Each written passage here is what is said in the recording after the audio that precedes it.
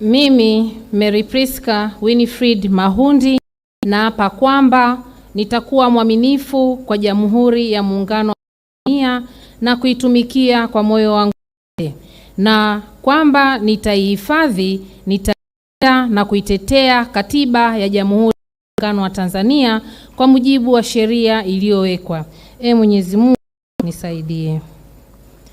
Mimi Mary Priska Winifred Mahundi naapa kwamba nitaitumikia vema na kwa moyo thabiti Jamhuri ya Muungano wa Tanzania katika kazi zangu za naibu waziri maendeleo ya jamii, jinsia, wanawake na makundi maalum, na kwa wakati wote nitamshauri kwa hekima, uaminifu Rais wa Jamhuri ya Muungano wa Tanzania, na kwa vyovyote vile sitatoa siri za baraza la mawaziri.